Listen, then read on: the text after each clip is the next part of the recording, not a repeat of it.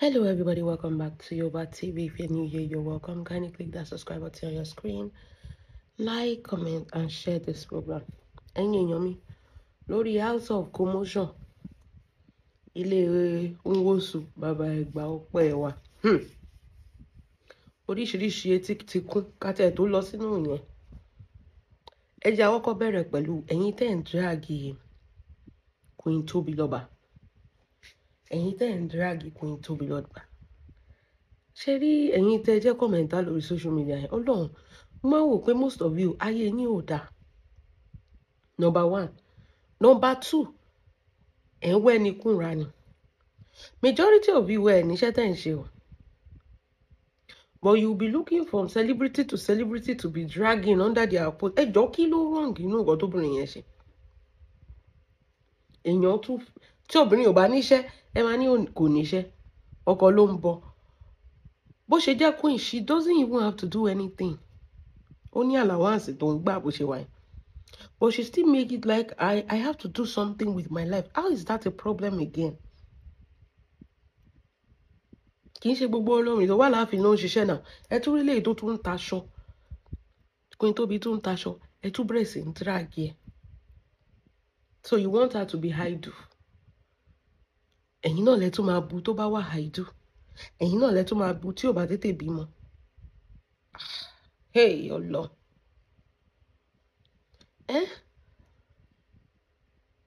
Kí ni ẹ̀ṣẹ̀ ọmọbìnrin yìí gan-an? Kò tẹ̀ sẹ́yìn tẹ́ kí n dragging bẹ́ẹ̀. Ẹ̀yin tó jẹ́ pé dragging lẹ fi ń ṣayọ̀. Èèyàn tún ń ṣiṣẹ́ ó tún ń taṣọ. Ó dẹ̀ ní ara gidi tó lè fi gbé o. Kì í ṣe pé ẹlòmíì máa wọṣọ máa dàbí ọ̀bọ. Mi ò mọ problem ẹ̀yin commenters yìí o. Kí ló máa ń ṣe yín gangan náà? Ẹ máa lọ jókòó sunday comment section. Tó bá ṣe nǹkan tó dáa, ẹ bú. Tó bá ṣe nǹkan tó dáa, ẹ máa bú. Kó má ṣe nǹkan rárá, ẹ máa drag ẹ ni. Èèyàn ní kí lorúkọ ẹ̀ Chioma. Ọ̀tìgbà tó kọ̀ lé ẹ̀ out. Náà tó ṣe nǹkan bó ṣe ń pipe, bó ṣe ń frost cake. Just imagine. A whole graduate, a whole chef. Ẹ tún rò ọmọbìnrin tó ń tiraka láti ṣe nǹkan kan. Ta lọmọ olówó gan, Davido gan tó jẹ́ ọmọ bàbá olówó, ṣe bí ẹ ṣáà rí. Ẹ ṣáà rí náà. Ẹ ṣáà rí bó ṣe ń ṣiṣẹ́. Tábà sọ pé àwọn ọmọ tó jẹ́ pé àtàpàtà dìde ni wọ́n, they have to make something out of their lives too as well. Oníyàn ní Chioma ọmọ ló ń bí kalẹ̀ kò ní nǹkan kan ṣe. Kò ṣe nǹkan kan. Obìnrin tó bá ti wà pẹ̀lú ọkùnrin tí ò bá tẹ̀lé ní nǹkan ẹyọ kan tó máa ṣe, tó máa mú owó wá fún, ayé obìnrin yẹn ti bàjẹ́. You have to, ṣé o máa fẹ́ ra ṣàná, o fẹ́ ra magí, ọkọ ni o, bàbá láàrin, bàbá kinní kan. Ẹ̀yin kò make sense náà. Tó ń sọ pé kó má ṣiṣẹ́ tiẹ̀ ní nǹkan kan. Ṣé Tobiloba fẹ́ jókòó sínú ṣọ́ọ̀bù yẹn ni? Kò ní jókòó sínú ẹ̀ náà, ṣe bó máa gba àwọn ọmọ sí ni. Ó dẹ̀ máa ka owó ẹ̀ tó máa wọlé. Ṣé ó fẹ́ lọ jókòó sínú ṣọ́ọ̀bù yẹn? Àbẹ́ ẹ pè sí event kò yọjú. Àbẹ́ ẹ ní ìdí olórí kò sí ńbẹ̀. She will always be there. But at least she has something else that is making money for her. Báwo nìyẹn ṣe máa fẹ́ obìnrin liability? Gbogbo wọn tó wà nílé yẹn pátápátá ló níṣẹ́ tó ń ṣe. Every one of them. Tó bá fẹ́ obìnrin liability at the end of the day, máa yẹn gbọ́n ṣẹ́ro that Tobiloba tẹ̀yìn dragi PhD holder mà ni. PhD holder mà ni. Máa yẹn gbọ́n kò mú jack and jigs. Kò má wọn orí ògbádé gbogbo òsì. Ẹ rí pé ó fi yẹn nùdí ó jù dànù. Kò má wọn yẹn. High class women that has something going on for them. Òun ni máa yẹn fẹ́ náà. That he knows that wọn ò ní wá jókòó. Wọ́n sọ pé ìyá láàrin ṣọ́ra lèmi wọ́n ń bọ̀. Wọn ò ní jókòó kán láàbò lẹ́ẹ̀kan máa dúró kí kábíyèsí ṣáàdó wọn kọ́ fún wọn lówó. These women has things going on for them. They have their own life too. And I think ní society tàti ẹ̀ wà pẹ̀lú bí gbogbo ẹ̀dẹ́ ṣe rí, they have to have something they are doing. It's a must. Because ilé ayé ò tiẹ̀ easy. Wàá fẹ́ relé. You have to have something you're doing.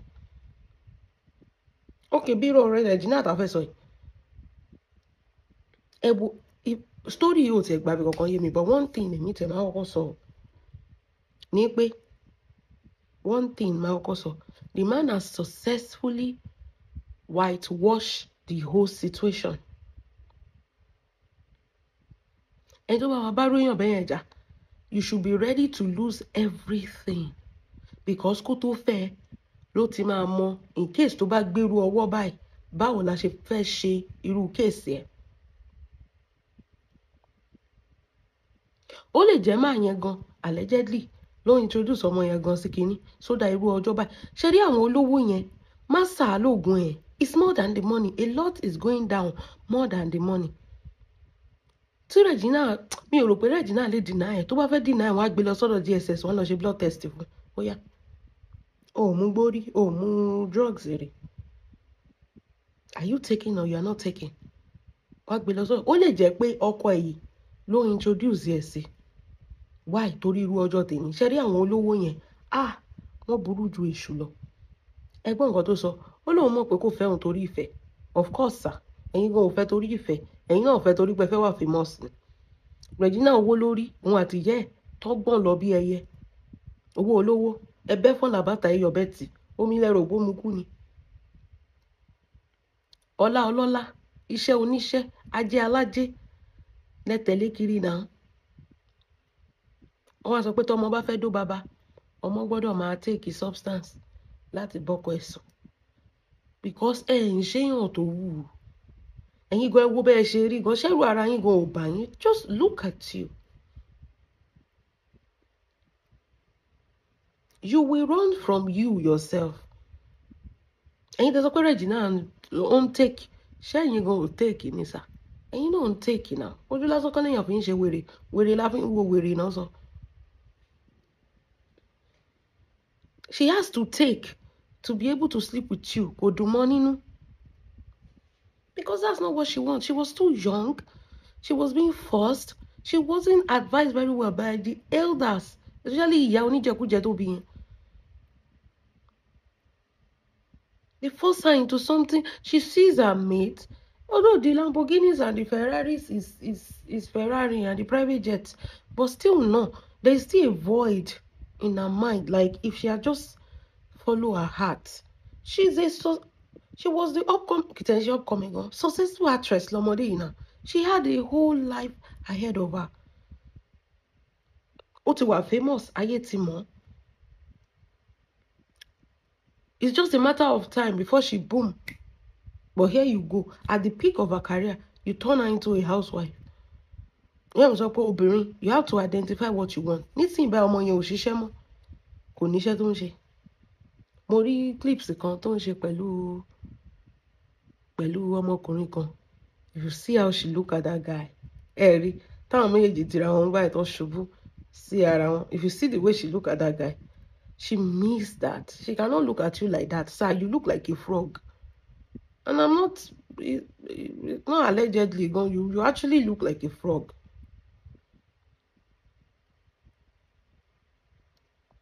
Who will not run from you? Tani sir, tó bá jẹ́ pé mi gan ni, mo sì ju Regina lọ gan. Èmi á mú ẹ̀wò gbogbo ẹ̀ ní Farouk ló máa wé gbófẹ́ mi láti bá ro yín sùn. There's nothing about you that is, that is romantic or anything. That's a small girl. Ọmọ yẹn kéré sí yín sir, with all due respect. Ẹ̀yin gan victimize ọmọ yẹn. She's too young. She's a young girl. She has never experienced anything. She's still longing for love. You know, when you look at somebody and you fall in love with the person, that spark is not there. It was just money and greed. You are wise enough to know your children, they are older than Regina. Regina is a baby to you.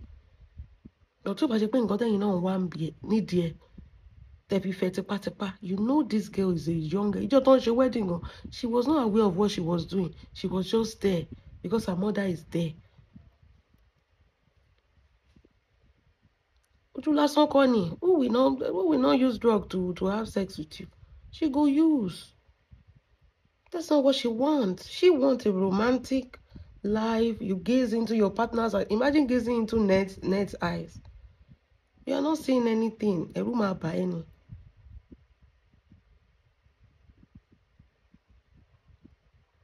And it's not like the man is the people that love you for you should be the idea. Why do you go and marry somebody that don't love you for you? That's a small girl that doesn't. Our own life is still different. Love is sweet. Love is romantic. Love will sweep you off your feet. Love will make you do things that you normally don't do. But that girl did not experience that. You cannot use money to buy that. That is the feeling. To be butterfly in your tummy. One might act irrational. One might say you will just be happy. You are filled. But at one point in her life, she wants this, she gets it. She wants private, she gets it. Everything she wants, to luxury and class, and she already have it. What else? And think about it, loss okay, to buy at doke to the destiny, work pada wale no. But about the achieve gbogbo nǹkan tí èèyàn lè achieve, ó fẹ́ wọ first class ó wà ńbẹ̀, private jet ó wà ńbẹ̀, designer cloth ó ní, vacation ó ní. Tí èèyàn bá ti wá dókè pátápátá, ilẹ̀ ló ń bọ̀, lálá tó ròkè ní ilẹ̀ ló ń bọ̀ náà. Ìgbà tó ti ní gbogbo èṣù gan sọ fún Jésù, wo gbogbo ilé ayé, tẹríba fún mi, màá fún ẹ ní gbogbo ẹ̀. Even Jesus gan, he denied, because he knows that gbogbo ẹ̀ náà asán lórí asán, òfo lórí òfo ni. Once you have everything, it means nothing. It's lonely at the top. You have 5 women. How do you share déédéé inú àwọn márùn? That was okay with Regina. Bẹ́ẹ̀ dẹ̀ ṣe wà yẹn sà. With all due respect, ẹ máa gbá. Kì í ṣe pé you will have it. There's old people smell, you know. Old people have a unique smell. Let me call it that. Which is different from when you are with a younger person and, you know, somebody of your, tẹ́ bá ṣe gba 10 years, 20 years àṣìgbọ́, kò yẹ kó jù yẹn lọ. Sà, ẹ gba 50 years lọ́wọ́ ọmọdé, ẹ dẹ̀ tún sábàlẹ̀ lórí. Ẹ̀yin gbọ́ child abuse nìyẹn. Ọmọ yẹn rọ́jú kó pé 18 ni. Bó ṣe pé 18 báyìí lẹ́ náà kí ẹ. Fi marriage dé ọmọ lọ́mọ mọ́lẹ̀ wá sọ pé ó ń lo substance. Who will fuck you without a substance, sir? Even you will not fuck yourself without a substance. Ọmọ yẹn kéré gan. She's a victim as well. That is why now she cannot take it. She's using drug. The drug is not messing with her. She's destroying things. Of course. This is a girl, you stole her childhood. You stole her teenage years. You stole her love life. You stole everything. You give her fake. Gbogbo aṣọ on dabai. Gbogbo àwẹ̀ crying in a Bentley on dabai. Ṣebí lẹ́lẹ́ láti rí tó ti ń ké ń sìn. At the end of the day, let me tell you how this thing is going to work out. If Regina did not go back, I will advise her to go back. There's no way out of this. Oti wele, you know. Wherever is the deal. And if Regina did not go back, now the fight now started. Regina, because the man has already declared that she's abusing substance. And when you're abusing substance, automatically you're not fit to take care of a child. The man has already suggested rehab, rehabilitational center. So if you are suggested that you can't be in possession of a child. Now, Regina lọ́wọ́ ẹ̀. Bí àwọn olówó, nǹkan tí ò kì í yé yín nípa àwọn olówó nìyẹn, bó ṣe máa ń deal pẹ̀lú ìyàwó wọn tó bá ń prove stubborn ni. Máa yẹn mọ̀ pé ọmọ yẹn ò love wọn. Torí ẹ̀ ni máa yẹn ṣe ń plan irú ọjọ́ yìí ni. Ó mọ̀ tí ọmọ yẹn sí ká máa lo substance. Ó mọ̀ tí ọmọ yẹn sí. So that irú ọjọ́ yìí ni tọ́mọ yẹn bá fẹ́ yarí, ó máa ní nǹkan tó máa fi dè mọ́lẹ̀. Nísìnyí báyìí tọ́mọ bá kọ̀ báyìí wá ní kọ́mọ lọ ṣe drug test lọ́dọ̀ NDLEA. Tó bá ti fail, wọ́n máa gbọ́ ọmọ lọ́wọ́ ẹ̀ ni. Máa yẹn máa file for custody àwọn ọmọ ẹ̀. Ọmọ méjì tó bí fún Ned. Regina máa wà kò ní nǹkan kan. Ilé ìyá ẹ̀ ló máa padà sí. Torí ẹ̀ mo sọ pé this game you are going to lose. And let me tell you one thing, the man is paying off all bloggers, including Tunde. I don't even know why. I've always wanted to talk about Tunde. Tunde is not it's not people's person. It's not a people person. And I've noticed this since Prissy's wedding or after Prissy's wedding. Tunde used to like, Tunde doesn't like Priscilla and Juma. In fact, it was like the last blogger to post àwọn méjèèjì. nígbà tí gbogbo ayé ti post wọn. Number 2, when there's anything concerning Juma, tí Juma bá release orin kò ní post ẹ̀, but if somebody now make a statement that is ẹ wo irú ìgbà tó ń yọ lyrics Juma kúrò, tẹ́ni yẹn gbé voice, èèyàn tó máa ń gbé voice òṣèṣì yẹn náà, tó máa yọ lyrics àwọn actress àwọn actor kúrò, musician kúrò yẹn, ìyẹn ni Túndé gbé. Ìgbà tí Juma release orin yẹn, Túndé ò gbé. So Túndé is not a nice person. Ṣé mo pé àwọn fake nice people wà? I think Túndé, that's where he belongs. Túndé alábòsí ni Túndé. Túndé ni wọ́n kọ́kọ́ lọ sanwó fún kó whitewash torí máa yẹn fẹ́ contest fún governor.